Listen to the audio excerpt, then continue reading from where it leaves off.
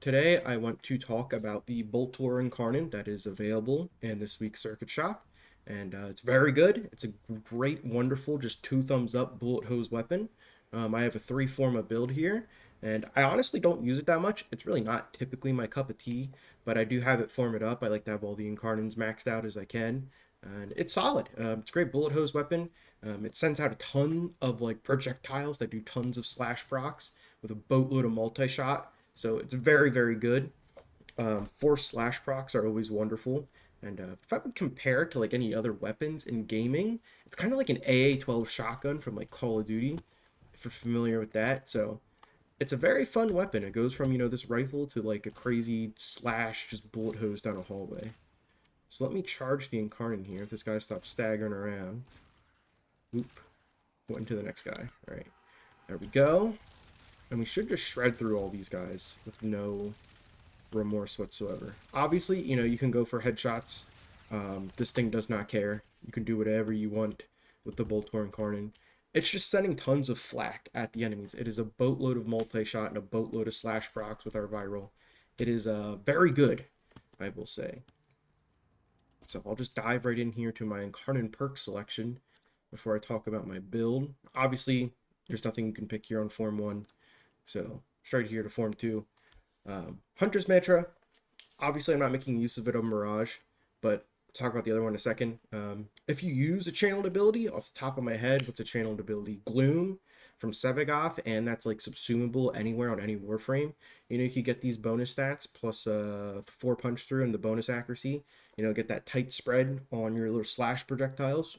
It's pretty solid, but at the end of the day, the Incarnate form is not affected by ammo efficiency, so like we're not making use of this whatsoever. The Crimson Overture perk here, just ammo efficiency doesn't affect Incarnates, and we're here for the Incarnate mode. So I appreciate that they add these perks in case people want to build for the primary fire, and if they don't like the Incarnate mode, but like the Boltor is their favorite weapon, they have options. So it's still cool. I'm not a hater.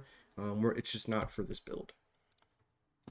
As for the next one, this one's pretty flexible between two options, I'd say. I like the projectile speed. We're sending all these slash projectiles down a hallway, so feels great, especially when targets are far away. You really do feel that sometimes, especially if you're in an open world or a bigger tile set like the streets of Hulvania, that kind of thing.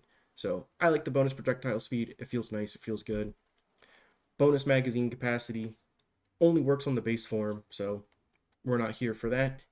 And the third one, bonus reload speed. It's really good. Um, this is kind of like where your flex option comes in, because reload speed affects how quick you swap from Incarnon to normal mode back and forth. So like this is more of an up to you thing, whatever quality of life button you want more. Reload speed's nice, projectile speed's nice. Pick whatever butters your bread here. On to our last one, bonus base status chance. The Boltor by itself, no Incarnon, is a monster status chance. It does not need help whatsoever. That's why we're not picking the hybrid one either here. So we're going straight for bonus base critical chance. It's a very good. We're only at 26% with this bonus base critical chance. So we're on the struggle bus for getting crit chance. Dive right into my build here. So struggle bus for crit chance. We got critical delay on here, and then we have vital sense to buff up our crit damage. We are sitting at 114% with a 6.6 multiplier in Incarnate mode, so that's very nice, very fun. As for everything else, galvanized chamber. This thing loves multi-shot. More projectiles, more slash. It's a good time. Galvanized aptitude, more status chance, more viral procs, heat procs. We have all three of the IPSs here plus viral heat. So very good. We're getting a lot of bonus stats from this mod alone. It's a very strong mod on this gun, so it's a must use. And viral heat, like I say every time, viral's just like the jack of all trades element combo with heat. Obviously, if you're running nourish or priming with viral in any other way, you can mod for whatever element you want, but it's just my go-to for any weapon on any loadout. On for our last mod here that I didn't mention yet, it's Prime Shred. Prime Shred, this is like your flex slot. You could really run whatever here. You could run like vigilante armaments for more multi-shot and like the chance for enhanced crit hits. You could really run whatever here. This is your flex slot. You could run the Bane mods if you have the primed Bane mods and you want to like really stack up your damage. What else would I recommend? The combined elemental mods. I completely understand if you wanted to run these for the extra magnetic or the extra radiation to stack with galvanized aptitude.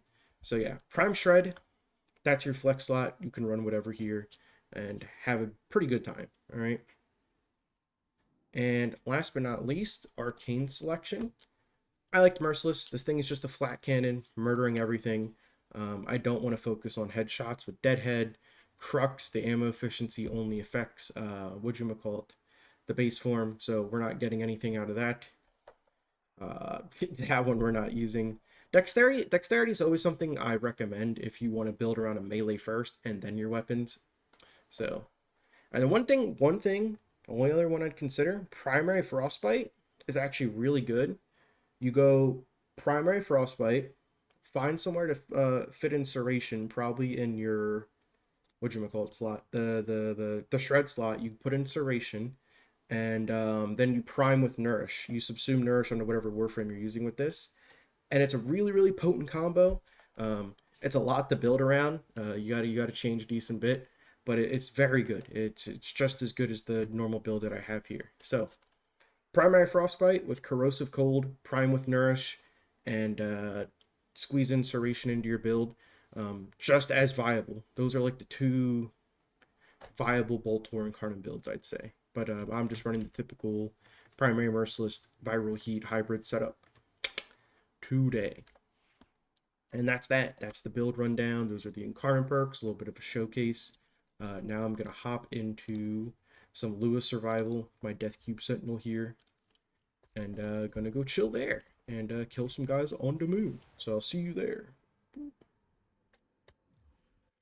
Alrighty, we're here on the Lua, the moon. And I'm probably just gonna hold right click and left click this entire mission and mow these guys down. Because this thing is a monster. Yeah, I don't think, are there any Incarnon weapons that are just straight up bad per se? I was looking at this week's rotation, and I saw I don't own the singular Bronco Incarnon, so maybe that's next. Maybe I grind out the Bronco Incarnon today and talk about it tomorrow, and maybe it's bad, and I have negative things to say about it, but I suspect that's not the case. Is there... The Zeramon ones are kind of... No, it's just the Felarks that has a pretty mid Incarnon mode. I'm trying to think off the top of my head. Oh my gosh, the Gamma Core. That one's weird. I don't know if it's bad. It's very weird. It's one of those AoE, it does like the suck in and then the explosion, and it's just kind of super delayed. I don't know if it's bad. The Xylock one is good. It's just not affected by multi-shot, so... It's weird. Every other AoE thing in the game is affected by multi-shot, really, and the Xylock Incarnon isn't. Okay, there's definitely some weird, kind of stinky ones. I was getting ahead of myself there by saying there's no bad ones. Boom, boom, boom. Yeah, but no, this thing's good. There's really... I love Shred. I love having punch through on bullet hose weapons like this. So, maybe I should find a channeled ability warframe to use. Are there any channeled abilities that really don't buff you or like nerf the enemy that much? I'm trying to think. That would just be raw survivability. Gloom is up there. I thought of Gloom because it's like it's more survival. Obviously the enemies get CC'd, they get slowed, but it's not increasing the damage they take at all. So like, maybe I should have ran Sebagoth for this and just slowed the enemies forever. That could have been an option instead of Mirage. But, I mean, we're having a fine time here. It definitely doesn't need the extra punch through and accuracy whatsoever. I love the sound of, like, all the projectiles shredding through guys as well. It's such a satisfying weapon. I should use it more, but, I'm sure everyone feels that way when they get a new weapon, they level it up, and then they just go back and use their loadout they always use. It's like, wow, I formatted and catalyst this really awesome gun, and now I'm just gonna go back to my usual loadout. It's very hard for things to break the mold sometimes into your daily rotation of gameplay. Ooh. Speaking of slowing enemies, I have my Sentinel on that just freezes entire rooms. I'm surprised Shivering Contagion still works on Sentinel weapons. It hasn't been touched or changed or mentioned. Maybe no one else uses it. I know a lot of people like the Nautilus Sentinel. I hate it. I hate the Nautilus Sentinel. I hate the grouping on it. I'm not much of a hater for like some things, but I hate having basically I know the Sentinel tries to pull it to in front of you, but you essentially get no control over your grouping tool. On Nautilus, I just don't enjoy it whatsoever. This is the guy with like turbulence, right? Yeah. Yeah, Mania has like turbulence on from Zephyr. Okay, well, as soon as what a holy speed kill. Multi-shot, big crits, absolutely just ran through the Sentinel. The Sentinel. The the Acolyte. I thought of Sentinel, and then I thought of the Stalker, and then both S's, and then I'm like, oh yeah, Acolyte, duh. No, but yeah, I'm not a big fan of the grouping tool from Nautilus. I know it tries to group in front of you, but it just feels so awful to me. I've never enjoyed it. Boom, boom, boom. And I think it's awesome for solo play. I can't stand Sentinel, the Nautilus grouping in four-man squads. It feels so bad, especially when you're running the setup with like instant Sentinel ability cooldown, and some guy in your team's Nautilus is just constantly sucking in enemies from across the tile. Oh my gosh. It's very annoying because it groups through walls as well. It sucks through walls. Like enemies will just get stuck on walls while they get sucked by the Nautilus Sentinel, and they just get pulled to such weird locations. I listen. If the Nautilus grouping ability has zero haters, I'm dead. Like there's not a lot of things. Like I'm very big on the let people play how they want thing. I'm not ever caring what people use.